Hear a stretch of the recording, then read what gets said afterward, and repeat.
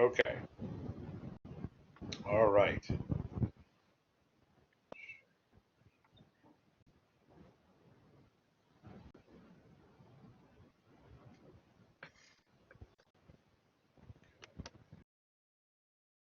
So you can see that. You can see the here it comes. Here it comes. There it is. You see what we saw before? Yep. All right. Thoreau. He's kind of ironic that I'm talking about Thoreau and had a power outage because he lived. Look at this. He lived in a. He lived in Massachusetts, and for about a year and a half, 2 years, pond, which is not far outside Boston, about 20 miles outside Boston. You can go there. It's beautiful. I actually went there for the first time, literally about 2 months ago. Beautiful little pond, and he lived in a tiny, tiny little cabin. And if you see on the left here, this sign is where his cabin site is. It says, "I went to the woods because I wished to live deliberately, to front only the essential facts of life, and see if I could not learn what it had to teach, and not, when I came to die, discover that I had not lived." And his work, Walden, became really a um, became the ultimate book in the sort of early environmental movement. And it wasn't called the environmental movement then. You had names like the conservation movement, or but a recognition of the earth and a recognition that humans and their machinery and industry were transforming vast portions of the earth and transforming the way that people interacted with each other. And so Thoreau's a really good person to look at, who, right in this 1840, 1850 space, is recognizing these dramatic changes and not necessarily too happy about it either.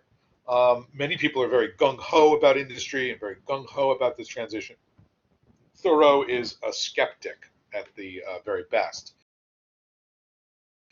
He would write about one of the things that he wrote about often was, and he wrote about this in Walden, was the locomotive, was the train.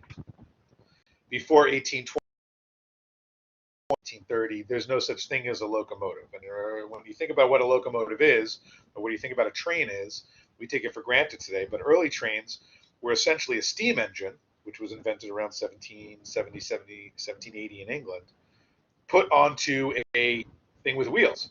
And then you have a track along which those wheels run, and powered by a steam engine.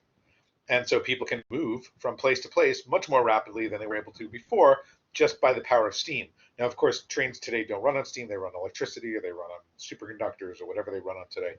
Um, but back then, trains ran on steam, and it was essentially just a steam engine stuck to a metal chassis along a track. Well, that's pretty simple. But this was transforming the way that Thoreau not only looked at nature, but also looked at transformed really the way that all humans were looking at nature. He wrote, "The Fitchburg Railroad touches the pond about 100 rods south of where I dwell. I usually go to the village along its causeway, and I am, as it were, related to society by this link. The whistle of the locomotive penetrates my woods summer and winter, sounding like a scream of a hawk sailing over some farmer's yard, informing me that many restless city merchants are arriving within the circle of the town. All the Indian huckleberry hills are stripped, all the cranberry meadows are raked into the city. Up comes the cotton, down goes the woven cloth." That's a reference to slavery. "Up comes the silk, down goes the pollen. Up comes the books, down goes the wit that writes them." And he's talking that with the train comes, to a certain extent, he says, stupidity, also um, this kind of force that is almost a malevolent force. And so this is not the dominant view. It's a theme in American studies about the presence of, I mean, Thoreau said it first, this kind of locomotive coming into this pristine natural environment and changing. And this is really a metaphor for the United States in the 19th century. It's this beautiful, imagined to have been uninhabited wilderness. It wasn't, obviously. We've heard about Native Americans and the pandemics that affected them, and sort of uh, caused, to a certain extent, Europeans to have this false notion that this land was uninhabited. So there's a garden, there's this like imagined garden, but now this machine is coming into it and replacing it. And you'll see this if you read American literature of the 19th century, and indeed if you read American literature, period. This metaphor of the machine inside the garden is pretty pretty pervasive. If you've ever seen any science fiction movie, is in some ways a projection. If you look at think of movies like The Terminator or Blade Runner, or really any science fiction, is really about the machine that has kind of eaten the garden, that there's no more garden left.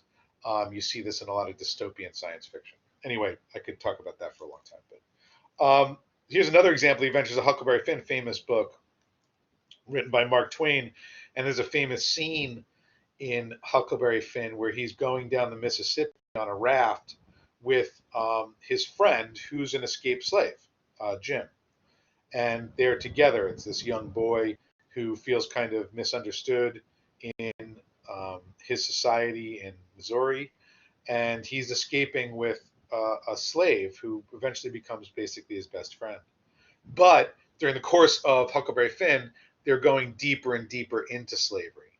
They're going deep, um, basically the hell of what the United States had become in the 1840s and 1850s. There's a scene in Huckleberry Finn where Jim and Huck are on this raft, and suddenly, out of nowhere, this giant steamboat appears coming down the river. And here's the quote: "She was a big one, and she was coming in a hurry too, looking like a black cloud with rows of glowworms around it. But all of a sudden she laughed out big and scary, with a long row of wide open furnace doors shining like red hot teeth, and her monstrous bows and guards hanging right over us.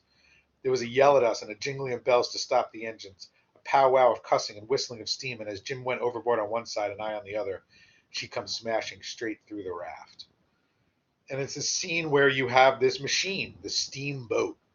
It's pretty much just like a train. A locomotive is just a steam engine that comes through and destroys this idyllic sort of raft world that Jim and Huck had been on. This island of time in which a young white boy on the Mississippi could, kind of experience this kind of beauty of nature on the Mississippi with an escaped slave and this sort of fantasy that they're both kind of escaping from society. And then society comes in like this giant machine and destroys their idyllic vision. It's a famous scene in Huckleberry Finn, and it's one of these metaphors in Huckleberry Finn of what the United States was becoming during the 19th century, and how it was not something that many people were greeting with a lot of not only appreciation but just not a lot of optimism, I guess you'd say. Well, in any case, and of course, there's a famous book by American Studies scholar named Leo Marx called "The Machine in the Garden," which talks about this theme over and over and over again. And it's a fascinating book. It was written in the 1950s.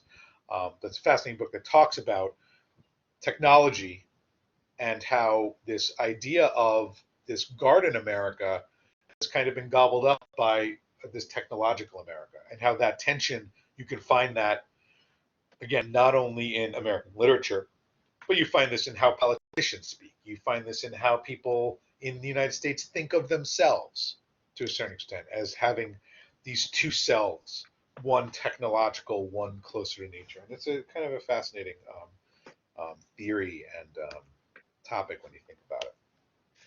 I want to move to go back to Jefferson. We talked about Jefferson in that discussion, the Hemings discussion, but I want to talk about him because he's really important to understand the American ideal of nature. And it's one of the reasons why Jefferson, despite all of his slave owning and despite his, and, despite the certain negative aspects of Jefferson's character, obviously he writes Declaration of Independence, so there's that binary thing about Jefferson.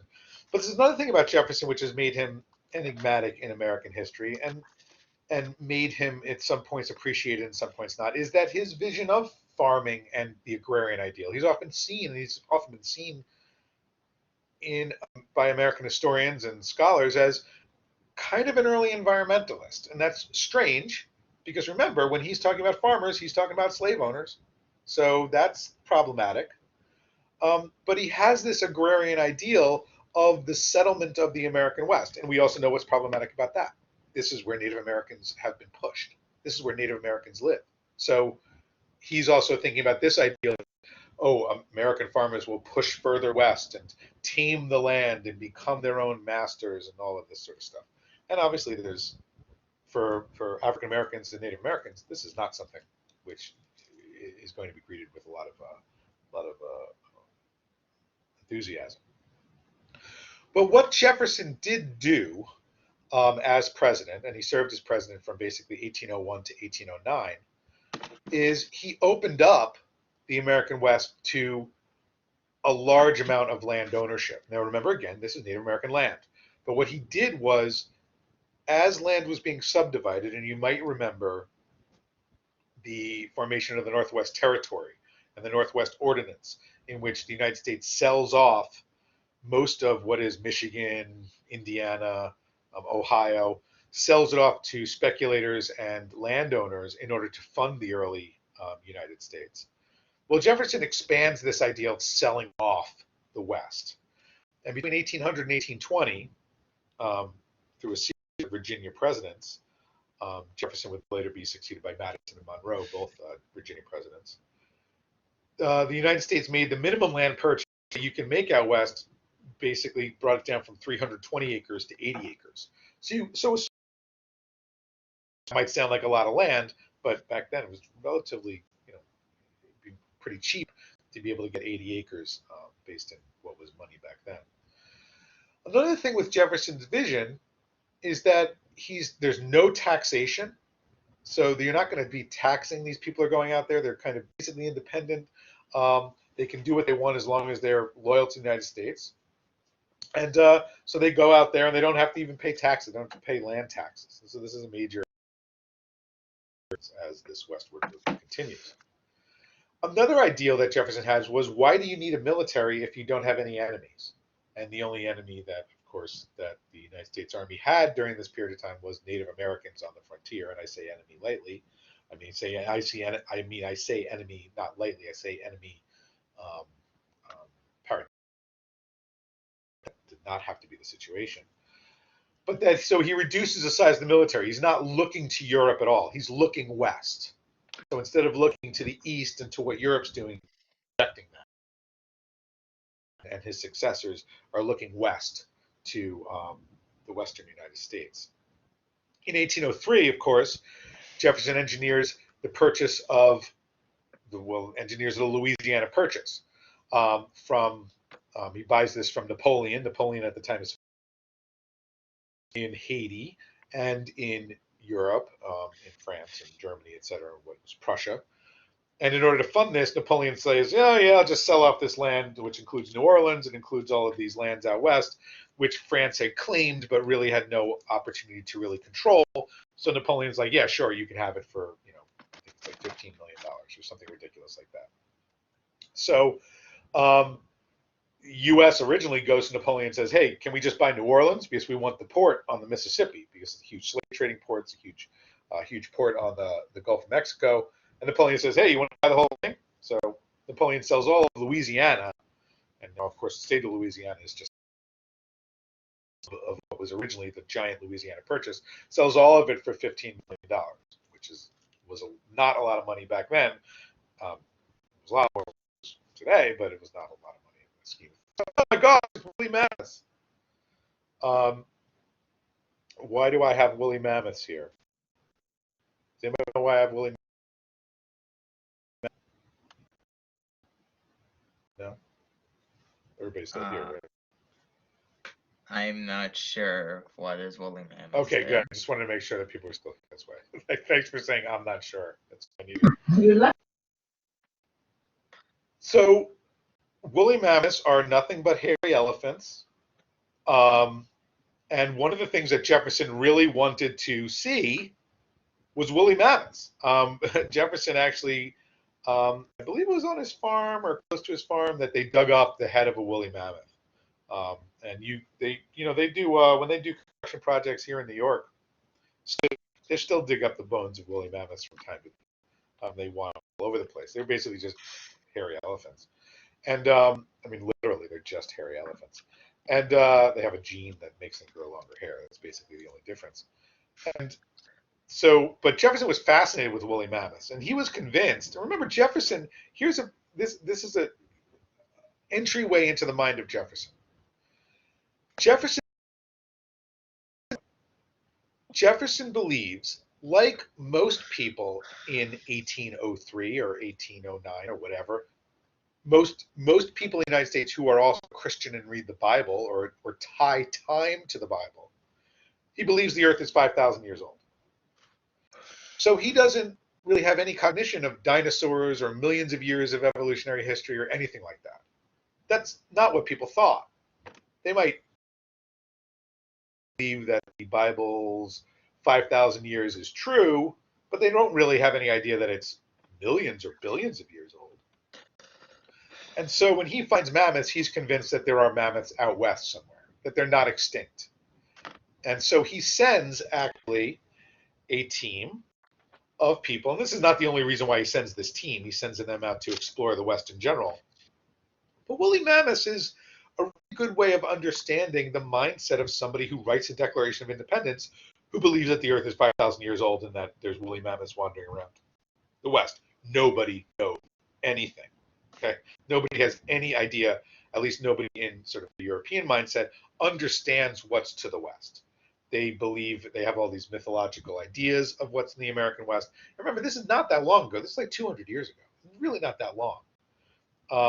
And so he sends out a team that leaves from basically around Pittsburgh, sends them to St. Louis, and then it's Lewis and Clark, two Army officers, sends the team across the West to not only look for mammoths, but also to look for a way to take a boat, essentially from the Mississippi River, across to the Pacific Ocean.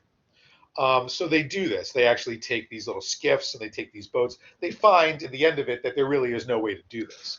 There's no what we call a Northwest Passage. There's no way to get across the United States by boat effectively in terms of trying to do this for trade. And so that idea is abandoned pretty soon after the Lewis and Clark expedition. By the way, you can do the Northwest Passage today by going up through the Arctic, but because of global warming. But up until just a few years ago, it was very difficult to do without an icebreaker. Find that there's no passage, but as they're going, they do encounter many different Native American tribes. One of the people that they encounter, one of the famous people they encounter, is Sacagawea. Sacagawea was married to a fur trapper, actually kind of to a certain extent kidnapped and married to a fur trapper, and she had relatives out west, and so the fur trapper agrees to allow Sacagawea who's a Native American, to accompany them out west as sort of an interpreter. And without Sacagawea, literally we would have no record of the Lewis and Clark expedition because she saves the journals as they're floating down the river at one point. And really, they probably would have been killed because she was kind of the emissary that brought them across the West. And she's a very famous figure, not only in American women's history, but also Native American history and also just American history and exploration history in general. If we let's look at what happens between, say, 1790 and 1820, how the West gets expanded in this massive way. Between 1790 and 1820, the population west of the Appalachians, and let me show you, hopefully you can see my cursor here. See this? This is basically the Appalachians here. We are here, but here's the mountains. So as people start to go across, as settlers start to grow across this, the population of this area expands by 10 times in 30 years. So it goes from 200,000 to 2 million. All of these little locations here with these little red explosion things, those are battles of the U.S. Army against Native American tribes as the U.S. Army increasingly moves against these Native American groups who do not want Europe. During this period of time, the towards Native Americans is is interesting in the sense that there's, in one sense, this kind of noble vision of what it should be. The reality of it is that it is essentially stealing many of these lands from Native Americans. But the noble vision is that you have, for instance, Secretary of War Henry Knox, who believes that Native American families should own land and become American citizens.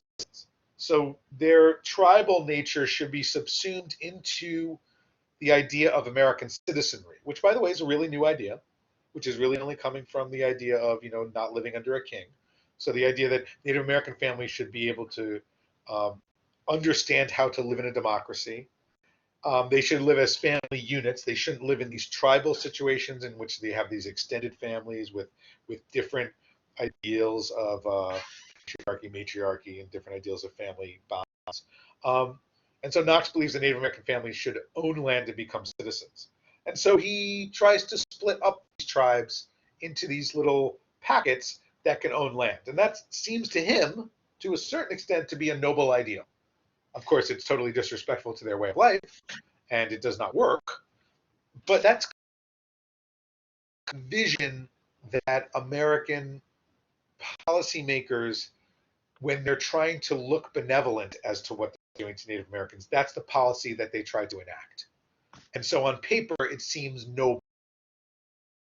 It really has terrible, terrible effects on Native American life.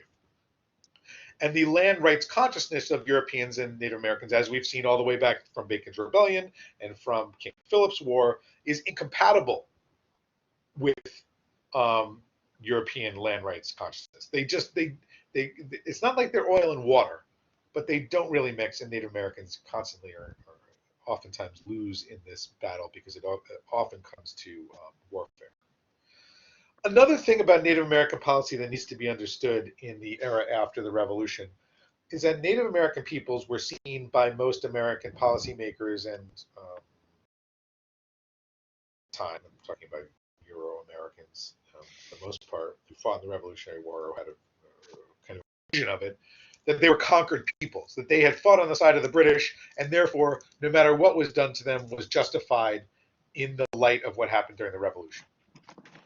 This is obviously a terrible policy, a terrible way to treat Native Americans in respect to that, but it does give an understanding as to why Native Americans suffered so much in those years after the Revolution. And I'm talking about those years after the Revolution, basically the century after the Revolution. Increasingly, Americans saw them as part of the resistant force to democracy, whether that was true or not. That they were increasingly seen as the enemy because of the fact that they were associated with fighting on the side of the British during the Revolution. The efforts to make agreements with was terribly one-sided.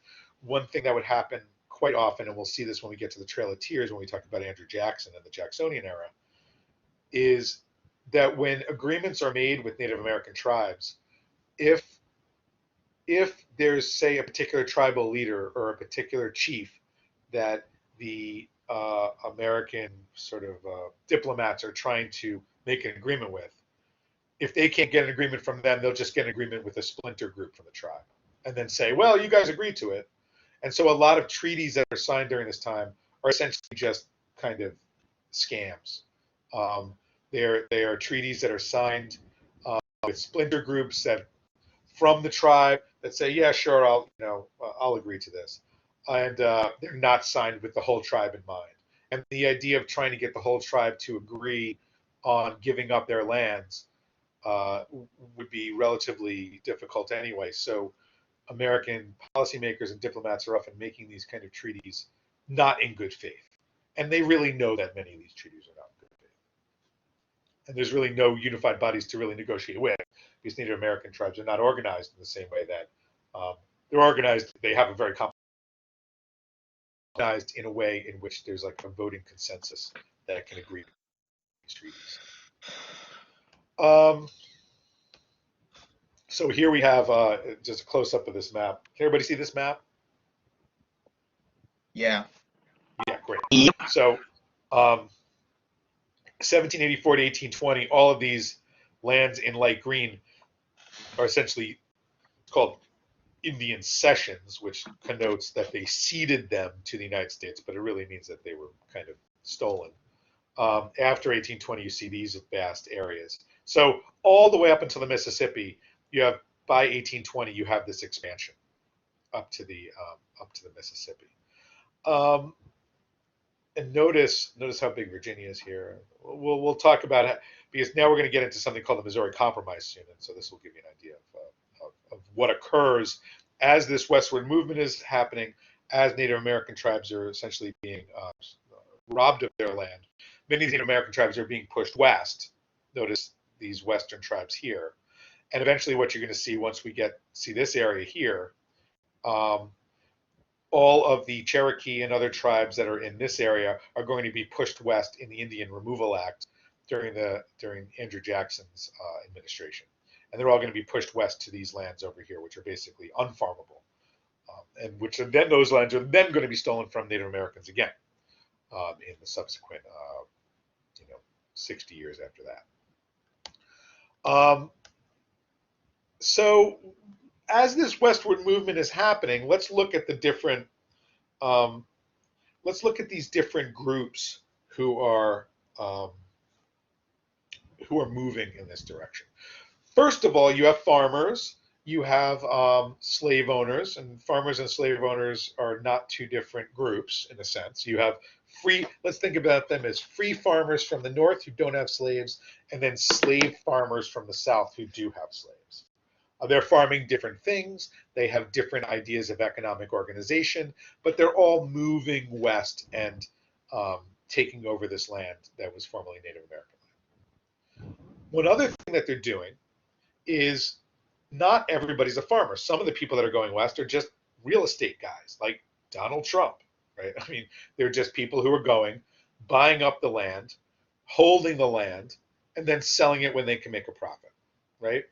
So these kind of real estate speculators are driving up the price of land and buying some of the best land, buying vast amounts of land. And so you have this speculation in land, which is making a lot of people in the East who never even see some of this land a lot of money. So you have farmers that are moving out there who are squatting on the land, in some cases just saying, hey, it's mine. In fact, the U.S. government has a policy towards this. It says, hey, you can have this land if you just squat on it for a period of time. But a lot of other people are buying it up and trying to make money on it, which still goes on today. Let's look at what happens let's look in the South, because this is the westward movement of Southern slave owners is really, really important to understanding why the United States essentially commits suicide in 1861, or why the United States falls apart. Slave owners start to move west at a very rapid rate. One of the reasons behind this is if we look at, you have this thing, tobacco goes into Kentucky in 1792. So you see Virginia tobacco moves into Kentucky and Tennessee. So these are all basically tobacco farmers in this area. They are moving with their same crop, their same notion of slavery, which is kind of a tobacco form of slavery. And they're moving rather quickly west, but not as fast as this movement down south. This is essentially going to be the cotton movement. And cotton is going to move at a breakneck speed west. These farmers are moving almost at the same rate as tobacco farmers, but cotton farmers are going as far west as possible. And the reason why they're doing this is because cotton is terrible. It's a terrible crop. It turns the land to sand and salt. It is not something you eat. Cotton is something you wear. So when you plant all of this land with cotton, it's destroying the carrying capacity of the land to grow anything else. So as these farmers move west, as these cotton farmers, cotton slaveholders, move west with their slaves, they get larger and larger pieces of land to grow more and more of this cash crop and then ship it off to England. They go farther and farther west. Their farms become larger and larger. More and more slaves work on these farms. And more and more slaves work on these farms. You're really creating a sort of industrial form of slavery. in which you have, in some cases, hundreds or thousands of slaves on a particular plantation, working chained together, working under terrible conditions, in immense heat, for long periods of time. The growing season is much longer down south because of the lack of a frost or the lack of cold. And so this form of slavery, this cotton form of slavery, not only is terrible for slaves, but it's also terrible for the earth. And what's going to also occur is it's going to be terrible for the unity of the United States.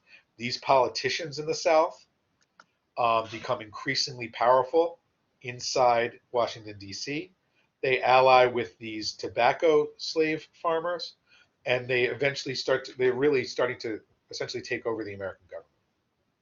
And this is increasing as you get into the early 19th century, into the mid 19th century. Now, New England's also going west, but again, there's not a lot of slaves. They're mainly growing wheat, potatoes, they're growing foodstuffs. They're shipping some of that foodstuff back to New York. You're going to find we're going to have the opening of the Erie Canal, which is going to cut right across New York State and into the Hudson River. And a lot of these foodstuffs and wares are going to go down into New York and create this megalopolis of New York, which is going to become fantastically wealthy by the mid 19th century, because all of these goods are moving through this port city of New York, and all of them are coming from out west here.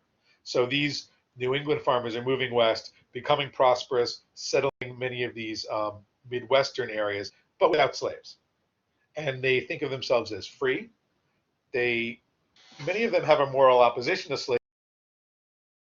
Most of their opposition to slavery is that they can't compete with slave farmers. So, for instance, this Ohio River boundary, you'll have farmers here in Ohio who are free farmers, and slave farmers here in Kentucky, and Ohio farmers and slave farmers will kind of compete with the same foodstuffs sometimes. But Kentucky farmers, people that they've bought, kidnapped, abused, and made to work for them. So you start to have these little clashes along the Ohio River there. Excuse me. I'm probably gonna flip through some slides here for the sake of brevity. But here's an example of how the land was divided up in the Northwest Territory into townships. This is a rather interesting way of looking at the subdividing of this, and thinking about how Native Americans certainly did not look at the land this way. They just divide it into boxes and sell it. And I already talked about this. I talked about slavery moving west. But the slave regime really starts to double in geographic size in the early 19th century. And one thing that needs to be remembered about this is not only when these slaves are moving west, then not only are they entering a zone in which slavery is becoming more brutal, but it's becoming more brutal in that as those slave owners move west, many slave owners who remain east then sell slaves to those westward moving slave owners, and they start to split up families. Children are sold from mothers at quite young ages. Any notion of a slave family has absolutely no sort of status in the United States. Slaves get married. There's no legal document to allow slaves to get married, because if there was a legal document, then there could be the argument that you couldn't split them up or sell them apart. Husbands and wives are sold apart. Children are sold apart.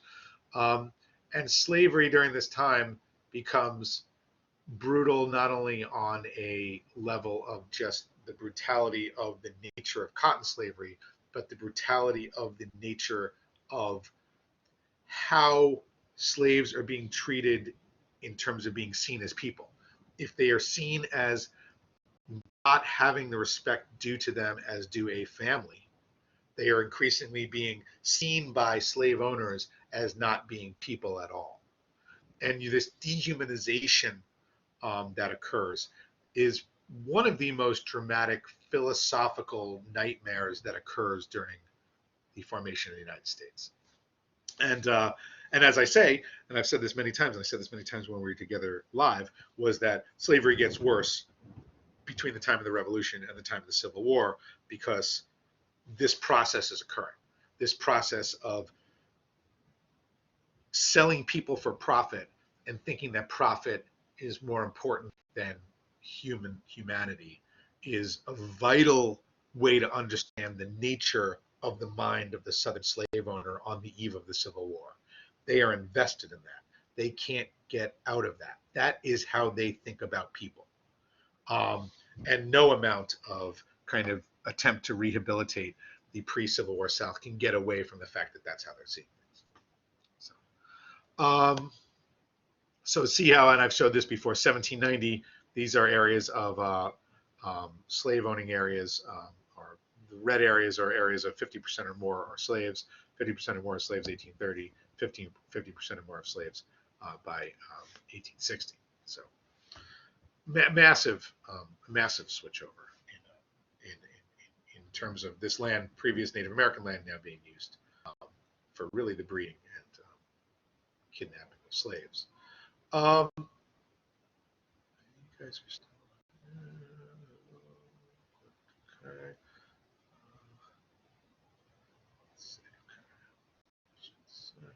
All right. So let's move to this next slide. Let's talk about slaves. Let's talk about slaves in the South before we move on too much. Everybody see this slide? Everybody see Benjamin Wynkoop? Yep, slaves and free blacks. Cool. Well, I'm not actually going to talk really about Benjamin Wynkoop, although he's a free African American preacher. And one thing we have to understand about slaves, and we can't. One thing when we talk about slaves and slave owners, I'm not talking about the African American experience in the United States is obviously bound up with the nature of slavery. It's inextricable. You have to understand what happened during the pre-Civil War era to understand the African American experience in general. However, not all African Americans in the United States are slaves, and there are substantial populations of free blacks in certain cities and areas of the United States, particularly in the North. The further north you go, no, but I mean in cities like Philadelphia, New York, you do have substantial populations of free African Americans before the Civil War. So let's not equate. It's not a zero sum kind of identification. Slaves. One thing about slaves, and this especially is true after 1810, is that they are an American-born slave population. There are no slaves entering the United States, and this is not true. The vast majority of slaves in the United States after 1810 were born in the United States. They are not being, there is no new slave traffic from Africa or from the Caribbean. That slave trade is effectively, officially, technically banned as of 1810 or 1808. Sometimes I don't know why I get that date mixed up, but there is still sort of illegal importation of slaves, but for the most part, it's an American-born slave population. The average African American in the United States today has a much longer ancestral lineage inside the United States and inside North America than any other immigrant or ethnic group inside the United States, and including white Americans. So because African Americans have a lineage that goes back well into the 17th century. So slaves are American-born slave population. Do they have a common culture? Increasingly they do, because they don't have a culture that is tied as much as it was in previous generations to the African peoples from which those slaves originally were taken. So increasingly the culture, the African American culture that is arising in slaveholding regions is a common culture. There are still sort of there are regional differences, but those differences, those earlier sort of tribal or proto-national differences in Africa have now kind of not disappeared, but they are less overt and less noticeable than they are once you get to the sort of 1820s and 1830s. Slaves do marry, certainly, But this marriage is not recognized by any sort of official, I mean, any sort of legal. There's no legal recognition of this marriage in southern states, especially. This is a large issue about rebellions, and one thing we have to understand about slavery is why this question of why so few rebellions. This question should be put in quotes because, first of all, there are a lot of rebellions. There are thousands and thousands and thousands of rebellions. Many of them are not violent. Many of them are quiet. Many of them are suppressed, both in terms of in the press and in suppressed by violence before they get to be large enough to be noticed by the press. But one of the things we have to understand about the nature of slavery is that it is a police state. It is an authoritarian police state in which any sort of stepping outside of the bounds of what a slave is expected to do is met with horrific violence that is meant to set an example to others.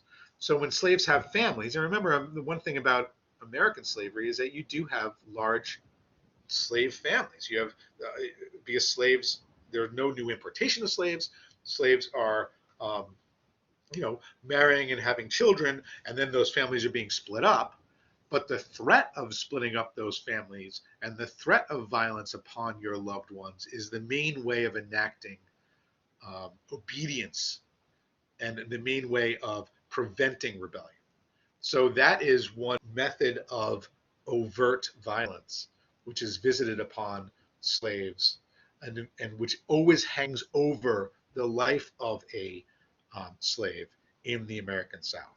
And that is the main way by which it's a form of terrorism. It's a form of state terrorism in which a slave is forced to be obedient at the sort of risk of sacrificing their son or daughter or wife or mother or any of their relatives' lives. So that's a big that needs to be understood, that this is a police state. No, there's nothing. This is freedom inside this state. Talk about free blacks, free African Americans inside the United States. Their population is increasing. You increasingly have, for a variety of different methods, slaves escaping to the north. There are free black populations in southern states, in cities like Richmond and Charleston. You have slaves who have either been granted their freedom, have purchased their freedom, have in some cases come over and never been slaves in the first place. So you have an increasing population of free blacks in the South. They have solidarity with slaves. You find that a lot of slave rebellions in the South are initiated by free blacks who are sort of who hatch these plans with slaves. You see this in Haiti, in which Toussaint Louverture is a free black in Haiti, and he actually owns slaves at a certain point. And what he does is then he realizes he has common cause against the French crown and common cause against Napoleon, and so he comes to this massive slave rebellion in Haiti, which turns Saint-Domingue into Haiti by 1810, and which also strikes fear into the hearts of slave owners all across the American South. Very important event. Here are some. This is an example. I mean, these are disturbing. These are example of auction posters, which were terribly common in the South, that showed how slaves were sold and how they were marketed. Not only in a sort of, not only is obviously racism overt here, but it's also how they are. Notice how they are defined as to what kind of slaves they are: sugar and cotton plantation slaves, as opposed to tobacco slaves, right? Field hand. Notice here. 17 valuable young Negroes sold for no fault with the best city guarantees, sale positive. I mean, these are just as you would, people are selling livestock or selling furniture or selling household goods, and they're being marketed as such. There is no humanity in a slave auction poster. I want to switch to transportation, but you know what? I'm going to skip transportation, which is important to understand how Americans get west.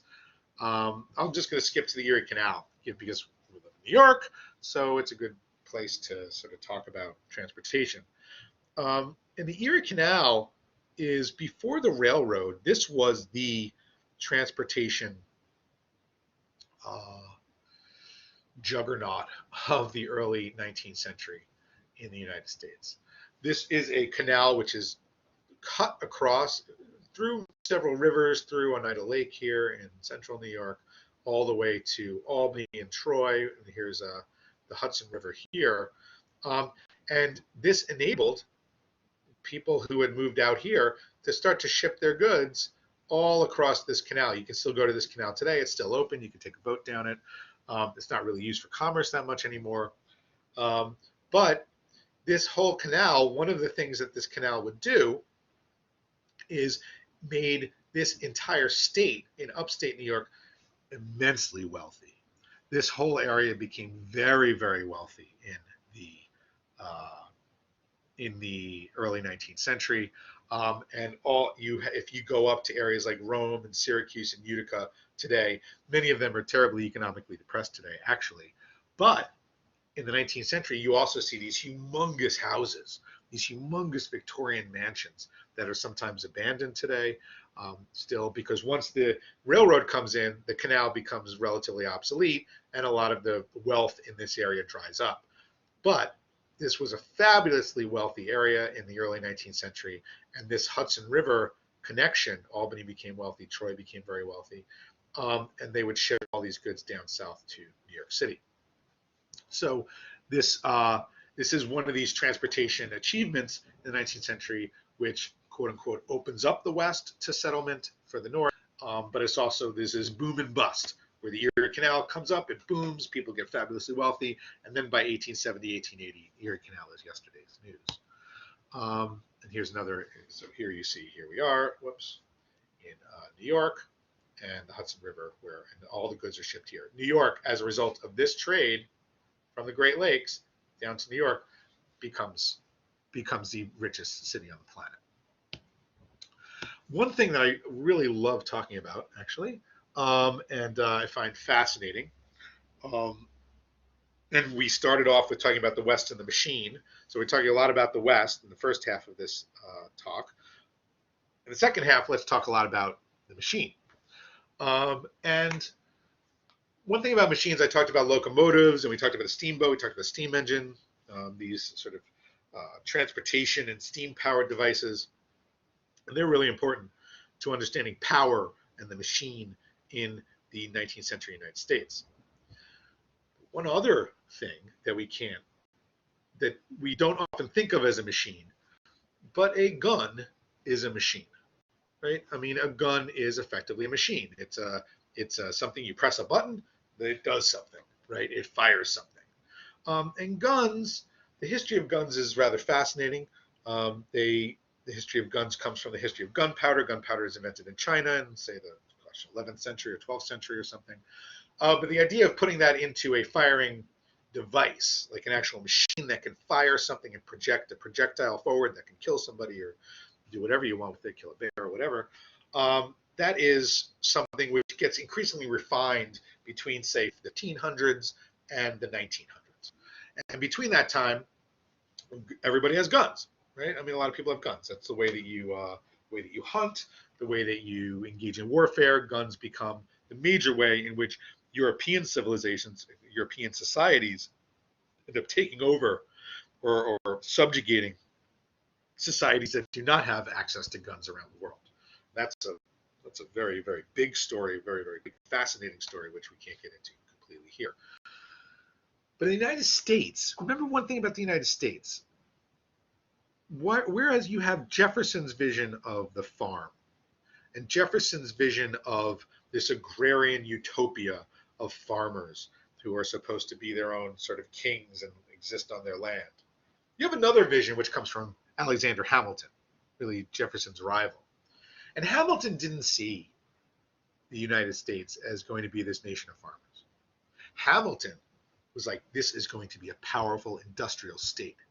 The Industrial Revolution is going to be the revolution which the United States is born into. The United States is going to become this powerful, almost machine state.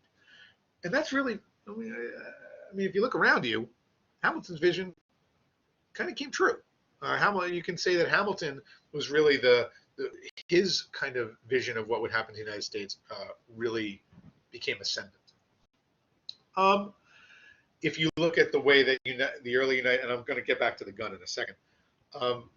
Hamilton's vision was based upon you divide labor up. You divide labor up into factories. People do different, perform different tasks, and so you're able to streamline the creation of more machines by putting people into factories. You're able to streamline the creation of furniture or anything else that you're going to be making in factories. So you divide labor up, and you do this in factories.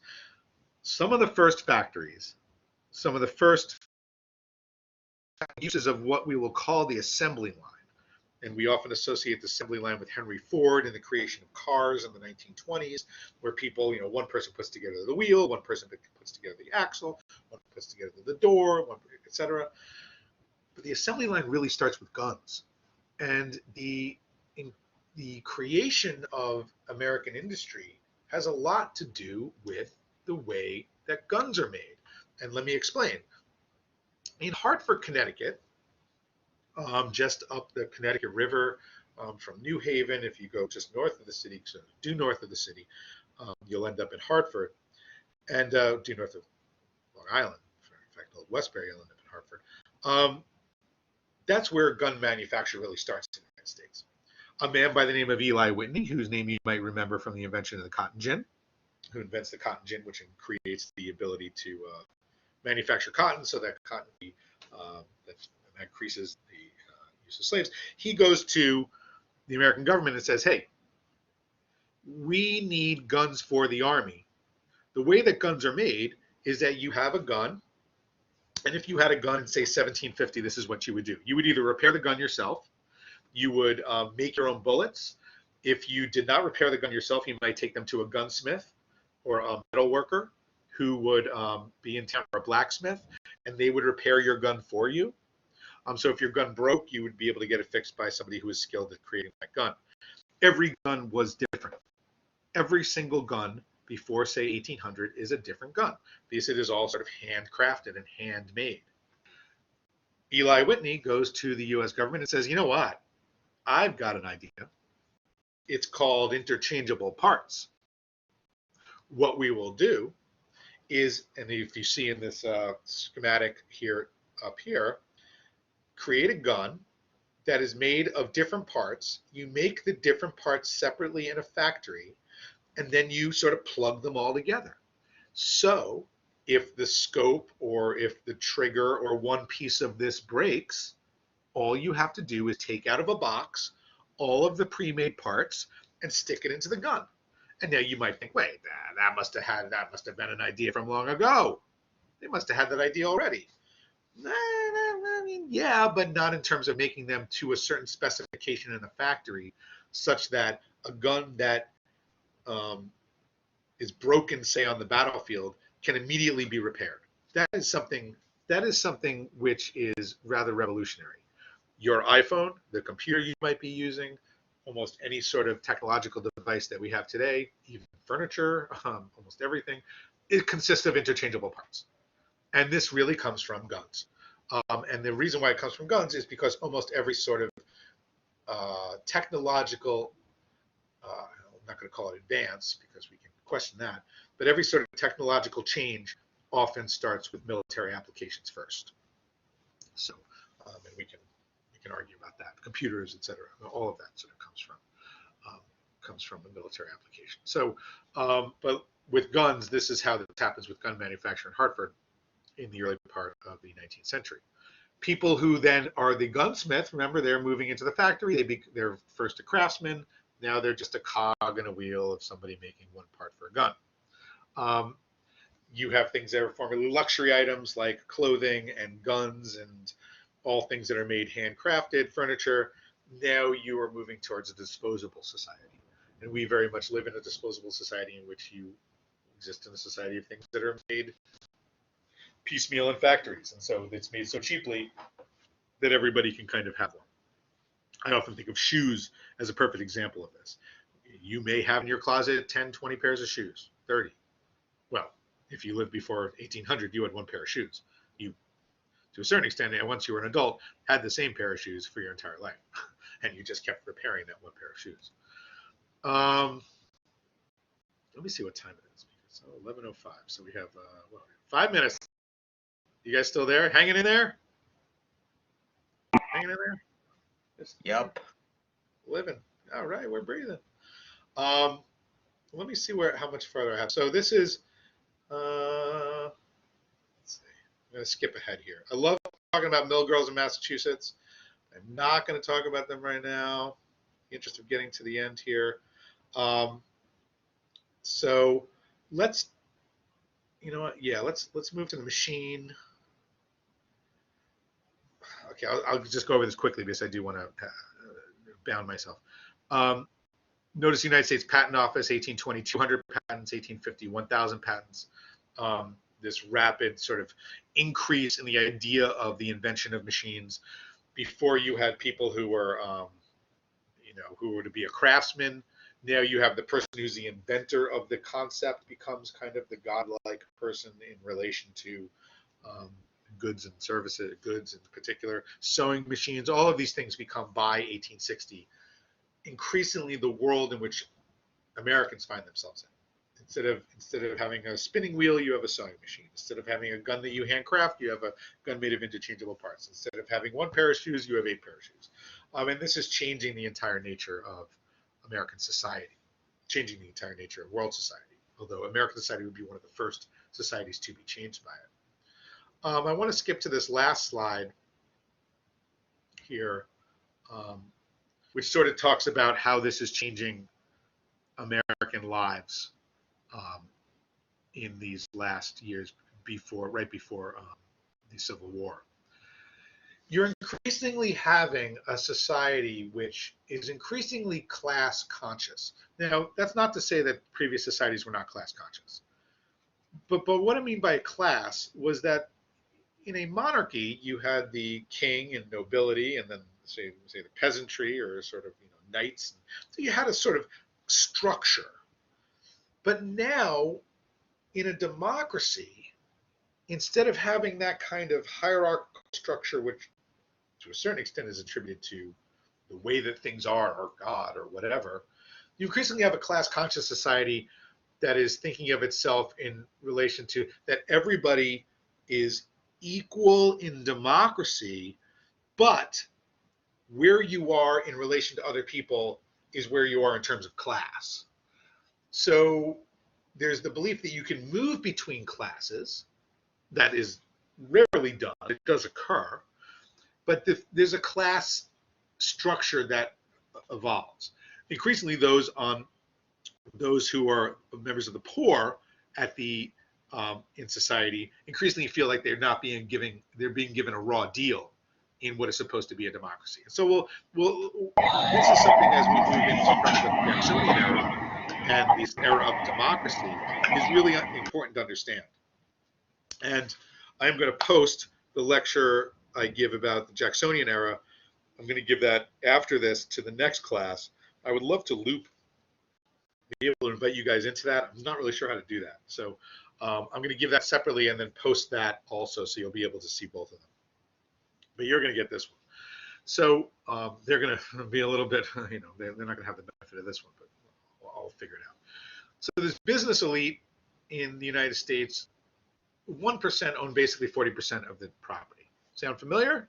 Yeah, the rich get richer, right? There's a middle class, increasing middle class.